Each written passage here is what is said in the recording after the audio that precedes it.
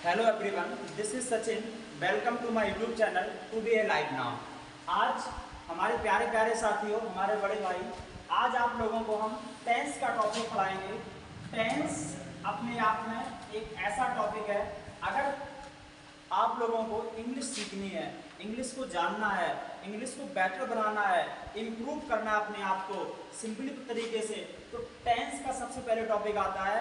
हम टेंस जानेंगे तो एक्टिव पैसिव जान पाएंगे, डायरेक्ट से इनडायरेक्ट जान पाएंगे, डिग्री जान पाएंगे, एडवांस मॉडल ऑक्सिलरी वर्ब क्या होती हैं, उन सारी चीज़ों को हम प्रॉपर तरीके से जानेंगे। तो सबसे पहले हमें आना चाहिए टेंस को इम्प्रूव करना, यानी कि टेंस को बनाना।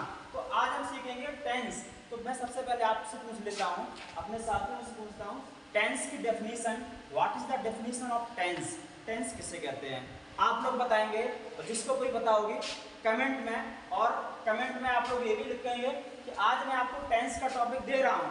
मैं उम्मीद करता हूँ कि मैं टॉपिक आपको इस तरीके से पढ़ाऊंगा, यहाँ से आज के पढ़ने के बाद आपको किसी क्लास को, टेंस की क्लास लेने की जरूरत नहीं पड़ेगी। तो साथियों, स्टार्ट करते हैं इस टॉपिक को। और हाँ, ये टॉपिक के बाद में आपको कौन सा टॉपिक चाहिए, कौन सा टॉपिक पढ़ना है, तो वो चीज़ कमेंट में लिखना ना भूलें। तो आइए हम लोग पढ़ते हैं टेंस। मैं बताता हूँ टेंस की हिंदी बेटा क्या होती है? काल। क्या होती है? काल। टेंस की हिंदी काल होती है। सारे लोग जानते होंगे, लेकिन अभी जो हम पढ़ाएंगे वो कुछ ही लोगों को पता होगा। टेंस की हिंदी काल होती है, इसको टाइम बोल लो, यानी कि जो चल रहा है समय। क्या बोल लो? टाइम बोल लो। अब मैं आपको बताता हूँ कि what is the definition of tense. Tense की डेफिनेशन क्या होती है, आइए समझिए मेरे साथ में। मैंने यहाँ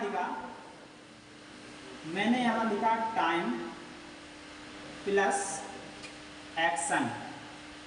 time plus action. Time plus action. Time plus action के कॉम्बिनेशन को टेंस कहते हैं। क्या बोलेगा ना? क्या बोला? टाइम प्लस एक्शन के कॉम्बिनेशन को क्या बोलते हैं? टेंस बोलते हैं। जैसे आप लोग सोच रहे होंगे कि सर टाइम क्या है, एक्शन वर्ड क्या है, तो मैं ये भी आपको एक्सप्लेन करता हूँ। देखो, आइए समझिए, बेटर होगा, अच्छा लगेगा मुझे कि आप टेंस आज की बात कहीं ना पढ़ें और अपनी कॉपी और पेन को निकाल लें, विधिवत तरीके से नोट करें, बहुत अच्छा लगेगा पढ़ते हुए। एक्शन क्या होता है? एक्शन एक अपने आप में वर्ब है। क्या है मेरे साथियों? एक्शन एक वर्ब है। तो आज वर्ब यानी कि वर्ब, एक्शन एक वर्ब है, तो वर्ब ही कितने प्रकार के होते हैं, इन्हीं को सीखते हैं पहले हम। देखो मैं बता रहा हूं, जैसे वर्ब की बात करें तो B1, B2, B3 plus B4 का मतलब होता है इसके साथ ING फॉर्म। इस ING फॉर्म को हम लोग जीरेंट फॉर्म भी बोलते हैं। क्या बोलते हैं? जीरेंट फॉर्म भी बोलते हैं। प्लस एक होता है S, आपने पढ़ा होगा, एक होता है ES। यही होती है, इनके अलावा कोई भी फॉर्म नहीं होती है। टेंस यानी कि एक्शन। एक्शन मतलब कि किसी काम को करने का, कोई भी डिसीजन लेना, एक्शन लेना। तो एक्शन के अकॉर्डिंग ये वर्ड क्या है? पार्ट ऑफ स्पीच के अकॉर्डिंग मैं पूछूं आपसे, एक्शन एक वर्ब है, और वर्ब के ये इतने सारे टाइप होते हैं। कितने टाइप होते हैं? ये टाइप होते हैं। तो इन टाइप को, एक एक टाइप को हम लोग सीखेंगे और अच्छा लगेगा सीखते हुए। अब मैं बात करूं आपसे टाइम की, तो टाइम स्टेटमेंट क्या होता है? जैसे मैं आपसे बोलूं, टाइम की बात करूं तो अभी क्या चल रहा है? प्रेजेंट। क्या चल रहा है? प्रेजेंट। क्या चल रहा है साथियों? प्रेजेंट चल रहा है। प्रेजेंट में बात करूं तो एक्सपीरियंस।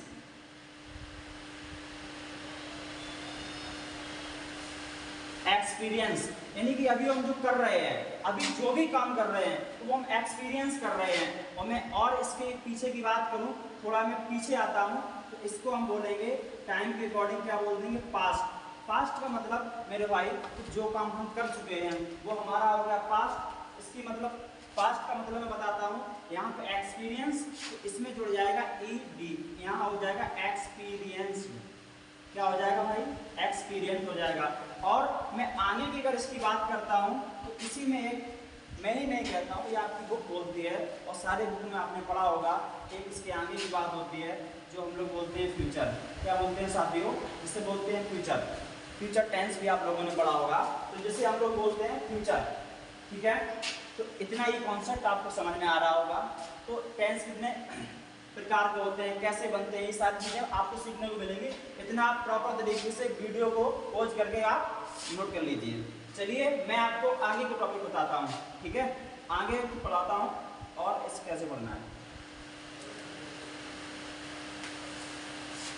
और आपको साथियों अगर अच्छा लग रहा हो तो चैनल को सब्सक्राइब करना ना भूलें, ठीक है, कमेंट करना भी ना भूलें। आगे का टॉपिक कौन सा पढ़ना है वो सारी चीज़ें आप प्रॉपर हमें बताते रहें, तो मैं उसी आपके अकॉर्डिंग मैं सारे कॉन्सेप्ट आपको देता रहूँगा विधिवत तरीके से। देखिए अब मैं आपसे बात कर लेता हूँ टेंस की। सबसे पहले टेंस की बात करें तो कौन सा टेंस, प्रेजेंट आता है, लेकिन प्रेजेंट में भी 4 रूप होते हैं। Present indefinite,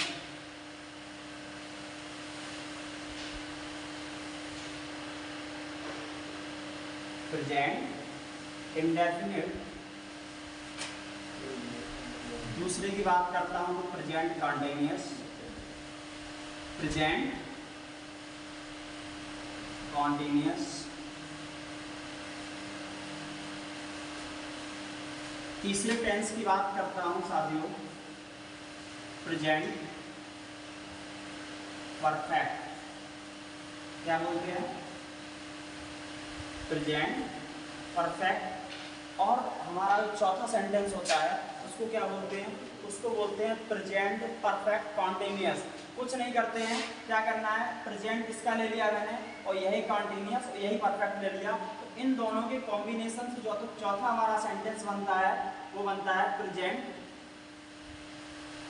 perfect continuous, perfect continuous, समझ लेना आप लोग। तो ये 4 प्रकार के सेंटेंस होते हैं। आप लोगों को पता होगा चारों की आइडेंटिफिकेशन क्या होती है, पहचान क्या होती है, ये सारी चीज़ें आपने बचपन में पढ़ रखी होंगी। आप सोच रहे होंगे सर आप इंग्लिश टू इंग्लिश में ही पढ़ा रहे हैं, हमने तो आज से पहले हिंदी भी नहीं जानी इसकी। लेकिन दोस्त मॉडर्न ज़माना है, अगर ज़माने के साथ तो टाइम के साथ अपने आप को चेंज नहीं करोगे तो पीछे रह जाओगे। आप A to Z सारी चीज़ें समझिएगा, present indefinite, present continuous, present perfect और प्रेजेंट परफेक्ट कॉन्टिन्यूअस। वर्ब की कौन सी किस्में फॉर्म यूज होती है आइए समझिए हमारे साथ में। मैं बात करूँ प्रेजेंट इंडेफिनिट की, तो इसमें लगती है वर्ब की फर्स्ट फॉर्म प्लस एस लगता है और ES लगता है। वर्ब की फर्स्ट फॉर्म और वर्ब की फर्स्ट फॉर्म के अकॉर्डिंग एस या ES बोल देते हैं। और इसमें मैं बात कंटिन्यूअस में बात करूँ तो इसमें लगती है वर्ब की first form plus ING form. कौन सी, वर्ब की first form plus ING form. इसी ING फॉर्म को हम लोग जीरेंड भी बोल देते हैं। मैं बात करूं एक थोड़ा डेप्थ में जाता हूं तो जीरेंड का मैं सेकंड नाम की बात करूं तो इसी को मेरे भाई इंग्लिश में क्या बोलते हैं, वर्बल नाउन भी बोलते हैं। क्या बोलते हैं, याद रखना, ये आप SSC की कोई एग्जाम देते हो क्वेश्चन पूछा गया है कि जीरेंड जो होता है, जीरेंड का सेकंड नाम क्या होता है, तो वो होता है वर्बल नाउन। मैंने आपकी जानकारी के लिए बता दिया। अब मैं बात करता हूँ प्रेजेंट परफेक्ट की, तो आपको तो पता होगा कि प्रेजेंट परफेक्ट में वर्ब की कौन सी फॉर्म लगती है, थर्ड फॉर्म यूज होती है। कौन सी फॉर्म यूज होती है, थर्ड फॉर्म यूज होती है। मैं बात करता हूँ प्रेजेंट परफेक्ट कॉन्टिन्यूअस की, किसकी, प्रेजेंट परफेक्ट कॉन्टिन्यूअस की। अब मैं प्रेजेंट परफेक्ट कॉन्टिन्यूअस की बात कर लेता हूँ तो इसमें क्या होता है दोस्त, इसमें होता है वर्ब की फर्स्ट फॉर्म प्लस ING। कुछ नहीं होता है, वर्ब की फर्स्ट फॉर्म प्लस ING। तो ये हमारे टेंस थे, टेंस के अकॉर्डिंग ये फॉर्म्स थी। जिस टेंस में जो फॉर्म यूज होती हैं वो पूर्णतः तरीके से, पूरे विधिवत तरीके से मैंने आपके सामने इन सारी चीज़ों को मेंशन कर दिया। आई होप आपको हमारा टॉपिक समझ में आ रहा है दोस्त, तो चैनल को सब्सक्राइब और शेयर करना ना भूलें। आइए अब इसके आगे की प्रोसेस क्या है हम वो जानने की कोशिश करते हैं।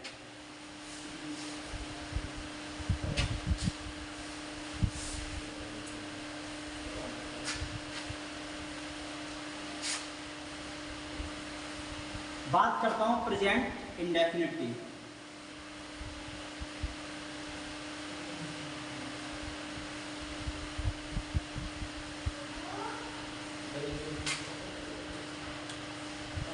इसकी प्रेजेंट इंडेफिनिट, प्रेजेंट इंडेफिनिट की बात करें इसके भी दो रूप होते हैं। कितने? दो पार्ट में ये भी डिवाइड होता है। नंबर एक, दो तरीके से बनता है, सब्जेक्ट प्लस वर्ब की फर्स्ट फॉर्म। बात करें एस तो यस, और इसकी बात करें तो ये सब्जेक्ट, मैं शॉर्ट में ही लिखे दे रहा हूं, समझ लेना आप, प्लस वर्ब की फर्स्ट फॉर्म। बट यहाँ पे अगर नेगेटिव बनाओगे तो बेटा हमें डू और डज का यूज करना पड़ता है। डू और डज ये कहाँ से निकल के आए हैं? आप सोच रहे होंगे माय डियर स्टूडेंट, साथियों, आप सोच रहे होंगे कि सर डू और does, what is the word of the do और डज, ये वर्ड क्या होते हैं और कैसे निकल के आए हैं? आइए समझिए। जैसे आपने एक मीनिंग पढ़ी होगी डू, ठीक है? डू मीन्स होता है बेटा करना। क्या होता है? ये फर्स्ट फॉर्म होती है, डू मीन्स करना। और मैं इसकी अगर फर्स्ट फॉर्म की बात करूं तो डू होती है, सेकेंड फॉर्म की मैं बात कर लूँ तो ये डिड होती है, जो कि आपको पास्ट इंडेफिनिट टेंस में यूज करनी है। और मैं इसी की सेकेंड फॉर्म की बात कर लूँ तो बेटा डन होती है। क्या होती है? डन होती है। इसी की ये फॉर्म्स होती हैं जो अलग अलग टेंस के में अलग अलग तरीके से यूज की जाती हैं। तो आइए, आई होप मैं आपको समझा रहा हूँ आगे का। अब इसका निगेटिव देखिए, इसका सेकेंड टाइप देखिए, निगेटिव कैसे बनता है, टेंस कैसे बनते हैं, स्ट्रक्चर फार्मूला क्या होता है, आज हम लोग अच्छे तरीके से पढ़ेंगे और सारी चीज़ों को नोट करते रहना हमारे dear student.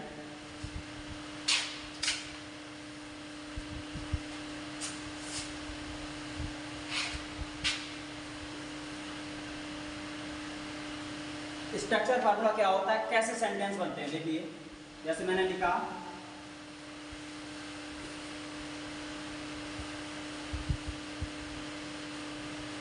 Subject plus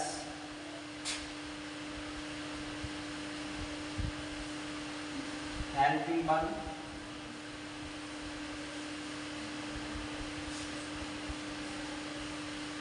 plus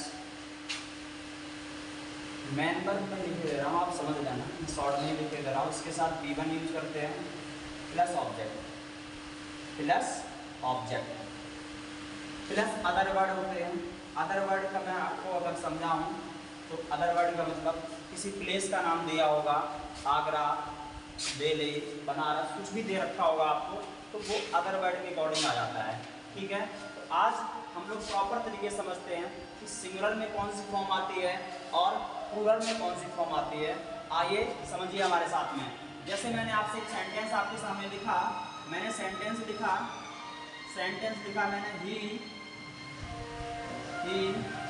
right a letter, he writes a letter. यहाँ पे क्या लगाना पड़ेगा? एस। और एस या एस अभी हमने कुछ समय पहले आपको बताया था कि प्रेजेंट इंडेफिनिट टेंस के एफर्मेटिव सेंटेंस में, यानी कि कहने का मतलब प्रेजेंट इंडेफिनिट टेंस के सिंपल सेंटेंस में हम एस और ईएस का यूज करते हैं। तो मेरे भाई मैंने लिखा ही राइट्स ए लेटर, वह एक पत्र लिखता है, वह एक पत्र लिखता है। जैसे मैंने एक सेंटेंस आपके सामने और लिखा, दे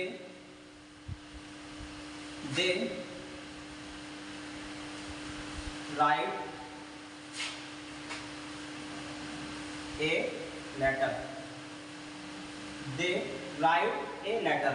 अब ये आप सोच रहे होंगे कि सर ना तो आपने इसमें एस लगाया है और ना ही ईएस लगाया है, सेंटेंस लिख दिया। मेरे भाई मैंने इसलिए नहीं लगाया क्योंकि आप समझिए दे हमारा कैसा है, प्लूरल सब्जेक्ट है, और बहुवचन जो भी होते हैं एक से अधिक वाले, तो उनके साथ में हम कभी भी एस और एस का यूज नहीं करते हैं किस प्रेजेंट इंडेफिनिट टेंस के सिंपल सेंटेंस में। तो जैसे मैंने एक और एग्जांपल लिखा, जैसे मैंने बोला आपसे Ram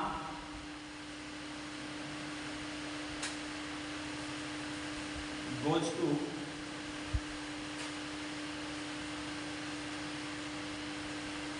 market, Ram goes to market. मैंने बोला राम बाजार जाता है। आप समझिए इसमें मैंने लगाया ES। तो आपको ध्यान रखना है, आपको ये चीज़ ध्यान रखनी है कि केवल अगर आपको वर्ड मिले जाना, जाना के अलावा कुछ भी मिले सभी के साथ आपको S का यूज करना है। और अगर आपको ES लगा मिले तो आपको क्या गोज लगा मिले तो आपको ES का यूज करना है। तो आई होप कि यहाँ तक आपको समझ में आ रहा होगा साथियों।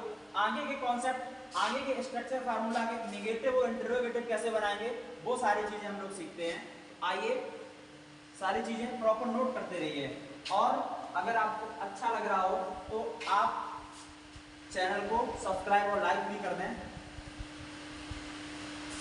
देखिए स्टूडेंट, अब हम पढ़ेंगे नेगेटिव प्रेजेंट इंडेफिनिट का नेगेटिव और इंटरोगेटिव क्या होता है।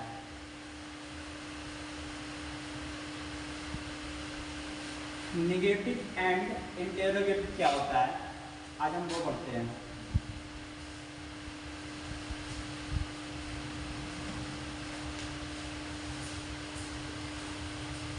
देखिए नेगेटिव और इंटरोगेटिव क्या होता है, कैसे बनता है, आइए समझिए चीज़ों को।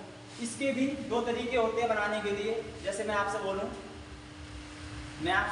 एक स्ट्रक्चर फार्मूला मैं बता देता हूं, समझिए मेरे साथ। जैसे मैंने लिखा सब्जेक्ट लिखा, हेल्पिंग वर्ब के अकॉर्डिंग मैंने लिख दिया डू और डज। मैंने लिख दिया साथियों डू और डज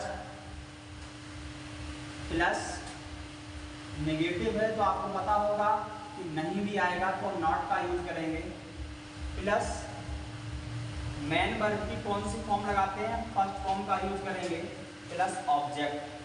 इसका यूज करेंगे ऑब्जेक्ट प्लस अदर वर्ड, जो भी अदर वर्ड के अकॉर्डिंग होगा जो मैंने अभी बताया आपको। तो ये आपका बेसिक स्ट्रक्चर फार्मूला है। इसी स्ट्रक्चर फार्मूले के अकॉर्डिंग हम लोग सारे सेंटेंसों को जानेंगे, ठीक है, सारे सेंटेंसों को जानेंगे। तो आइए समझिए हमारे साथ। जैसे मैंने एक सेंटेंस लिखा, फॉर एग्जांपल के अकॉर्डिंग एक सेंटेंस मैंने आपको समझाया। जैसे मैंने लिखा सी डज नॉट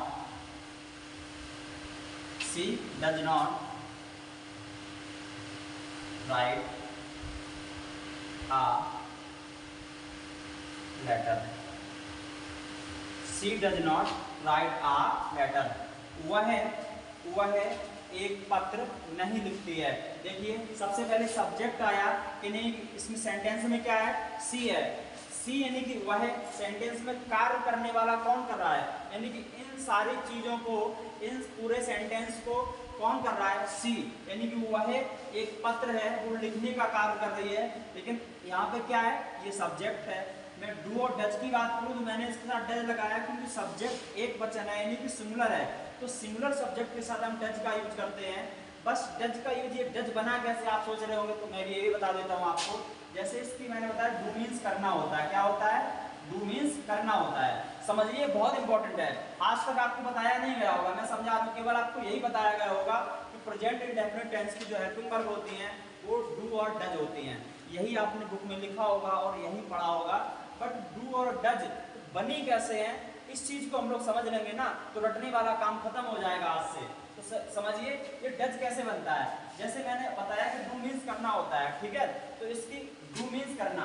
अब मैं इसमें ES कहाँ से लगा रहा हूँ, देखिए ES मैंने यहाँ पे लगा दिया है। क्यों, क्योंकि ये जो सी है ना, सी मेरे भाई एक वचन है, कैसा है, सिंगुलर है। और सिंगुलर सब्जेक्ट के साथ मैंने थोड़ी देर ही पहले आपको लास्ट स्लाइड में बताया था कि सिंगुलर सब्जेक्ट के साथ में दोस्त हम ES का यूज करते हैं। तो जब मैंने इसके साथ डू लगा के और ES का यूज कर दिया तो ये बन गया डज। क्या बन गया, डज बन गया। तो मैंने कहीं अदर से उठा के नहीं रख दिया है, यहीं से इसकी स्पेलिंग को कॉम्बिनेशन करके, क्रिएट करके डू के साथ ES लगा के डज बन गया। तो उसी के अकॉर्डिंग हमने यहाँ पे हेल्पिंग वर्ब यूज कर दी डज, ठीक है। इसके बाद में यहाँ पे नॉट था तो मैंने हेल्पिंग वर्ब के तुरंत बाद नॉट लगा दिया है। मेन वर्ब हमारा क्या था, काम हो क्या रहा था, लिखने का काम हो रहा था, तो मैंने राइट की स्पेलिंग लिख दी। और ऑब्जेक्ट क्या था, यानी कर्म क्या है, कर्म इसमें लिखा क्या जा रहा है, एक लेटर, तो मैंने आ लेटर की स्पेलिंग लिख दी। आई होप कि आपको ये एग्जाम्पल समझ में आया होगा स्टूडेंट। तो आइए नेक्स्ट एग्जाम्पल को समझते हैं हम लोग, उसको कैसे बनाएंगे।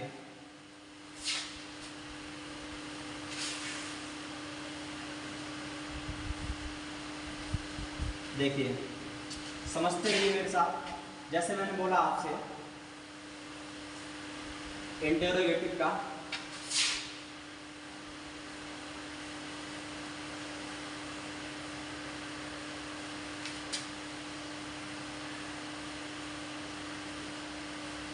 इंटरोगेटिव, आइए समझिए।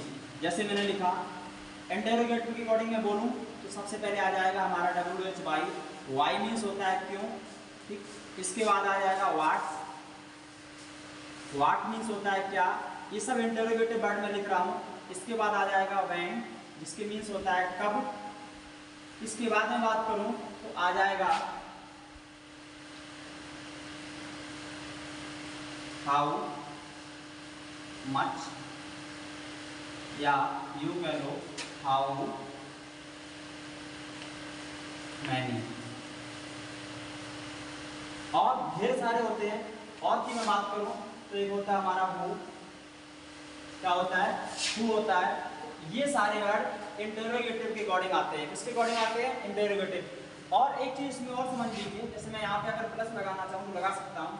इसके बाद जो भी हमारे सेंटेंस में अगर आप सबसे पहले कोई भी सेंटेंस के बीच में इस तरीके का कोई वर्ड मिलता है तो सबसे पहले हम उसी के अंग्रेजी बनाते हैं। इसके बाद में साथियों, इसके बाद में हम अपनी हेल्पिंग वर्ब डू या डज का यूज करते हैं। किसका यूज करते हैं, डू या डज का यूज करते हैं। तो मैंने यहाँ पे डू या डज लिख दिया, प्लस अगर सेंटेंस में नॉट है तो मैंने यहाँ पे नॉट लिख दिया, प्लस मैन वर्ब की कौन सी फॉर्म लगाएंगे मेरे साथियों, मैन वर्ब की फर्स्ट फॉर्म का यूज करेंगे, प्लस ऑब्जेक्ट लिख देंगे। क्या लिख देंगे, ऑब्जेक्ट लिख देंगे, प्लस अदर वर्ड लिख देंगे। क्या लिख देंगे, अदर वर्ड लिख देंगे, ठीक है। तो ये सारे वर्ड हमारे टेंस को सीखने के लिए मोस्ट इंपॉर्टेंट है। इसी को बोलते हैं हम लोग स्ट्रक्चर फार्मूला। स्ट्रक्चर फार्मूला के अकॉर्डिंग अगर हम सीखेंगे सेंटेंस को तो कभी भी हमारा सेंटेंस गलत नहीं होगा साथियों। आइए देखिए, जैसे मैंने एक सेंटेंस एग्जांपल लिया समझाने के लिए, माई ब्रदर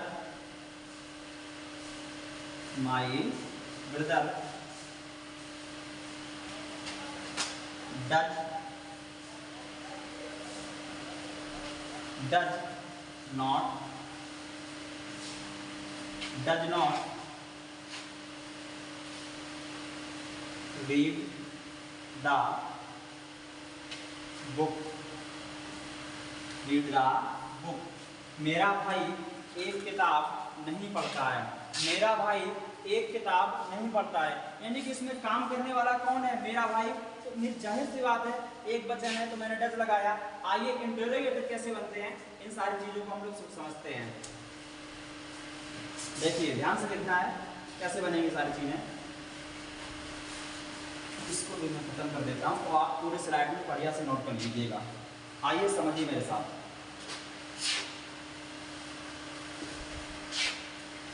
इंटरोगेटिव समझिए, जैसे मैंने एक सेंटेंस लिखा, वाई डज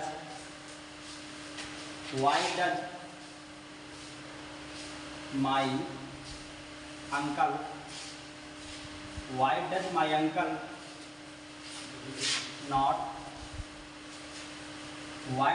uncle not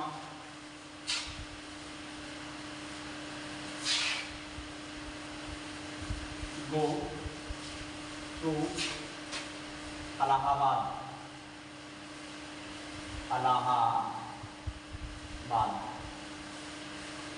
इसके हमें यहाँ पे एक्स की चिन्ह भी लगा देना क्वेश्चन मार्क का, क्योंकि सेंटेंस कैसा है, इंटरोगेटिव का है। मैंने लिखा कि मेरे अंकल जी हैं वो इलाहाबाद क्यों नहीं जाते हैं। देखिए सबसे पहले मैंने वाई लिखा कि इसकी हिंदी क्या होती है, क्यों। क्या होती है बेटा, क्यों होती है। तो मैंने लिखा कि मेरे अंकल जी इलाहाबाद क्यों नहीं जाते हैं। इसका मतलब होता है नहीं, और वाई का मतलब होता है क्यों, तो ये सबसे पहले वर्ड आ गया, तो इसने पूरे सेंटेंस को क्वालिफाई कर दिया। मेरे भाई आपको ये अप्रोच समझ में आ रही होगी, इससे मैं नेक्स्ट एग्जांपल आपको बता रहा हूँ। दूसरा देखिए आप, जो वाक्य क्या से शुरू होता है वो वाला देख लीजिए। जैसे मैंने लिखा डू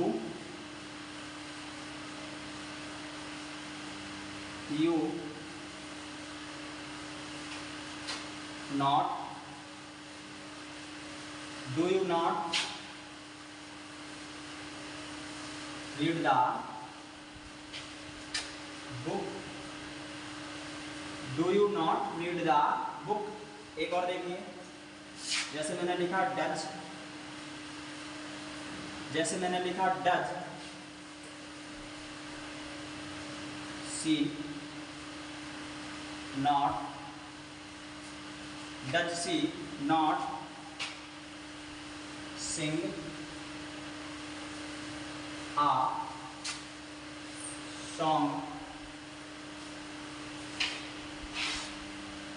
एवरी डे।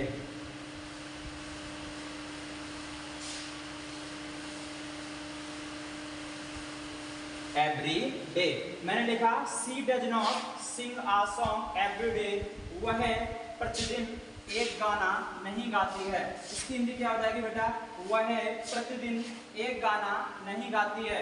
ये देखिए do you not read the book, क्या तुम, देखो जब वाक्य यानी कि हमारा सेंटेंस क्या से प्रारंभ होता है तो मेरे भाई याद रखना है, हमें कभी भी सबसे पहले जब क्या से सेंटेंस मिले तो कभी भी हमें इस क्या से कोई मतलब नहीं होता है। जैसे लिखा हुआ क्या हुआ है घर जाता है, क्या हुआ है घर आज जाएगा, तो हमें केवल टू केवल इस क्या से कोई मतलब नहीं होता है, इसको ज्यों का त्यों काट दो। हमें मतलब होता है सब्जेक्ट से, यानी कि सब्जेक्ट हमें देखना है कि हमारा सब्जेक्ट एक वचन है या बहुवचन है, यानी कि सिंगुलर है या प्लूरल है। तो हमें सब्जेक्ट के अकॉर्डिंग ही यहाँ पे हेल्पिंग वर्ब लगानी पड़ेगी मेरे भाई, डू या डज। और अगर हमें ये चीज़ें पता होंगी और अगर हमने अच्छे से आज नोट कर लिया, हमने समझ लिया, तो हमें एक सेंटेंस बनाने में आसानी होगी, इजीली तरीके से हम लोग पूरा कॉन्सेप्ट समझ पाएंगे।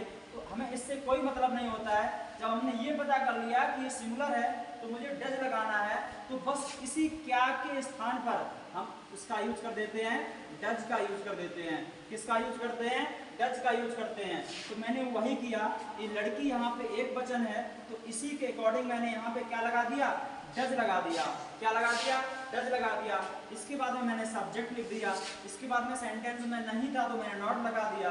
काम हो रहा था सिंग आ सॉन्ग, एक गाना। एवरीडे मींस होता है प्रत्येक दिन, क्या होता है मेरे भाई, प्रत्येक दिन। एवरीडे मींस क्या होता है, प्रत्येक दिन, यानी कि प्रत्येक दिन होता है। तो यानी कि वह लड़की, क्या वह लड़की एक गाना प्रत्येक दिन नहीं गाती है। भाई अगर आपको ये हमारा प्रेजेंट इंडेफिनिट का जो टेंस था, प्रेजेंट इंडेफिनिट जिसे बोलते हैं, तो पूर्णता तरीके से मैंने सारे एग्जांपल देके आपको समझा दिया। आई होप मेरे साथियों आपको ये कॉन्सेप्ट समझ में आया होगा, और अगर समझ में आया हो तो कमेंट बॉक्स में कमेंट करना ना भूलें। मैं आपको नेक्स्ट सेंटेंस प्रेजेंट कंटिन्यूअस का जो भी होता है इसी तरीके से, इसी अप्रोच के साथ में और इससे बेटर अप्रोच के साथ में मैं आपको मेंशन करने की, अंडरस्टैंडिंग करने की कोशिश करूंगा। आज के लिए साथियों यहीं तक, आज ये पूरा कॉन्सेप्ट हुआ। अगर नेक्स्ट क्लास आपको पढ़नी है तो कमेंट बॉक्स में कमेंट करें, चैनल को सब्सक्राइब करें।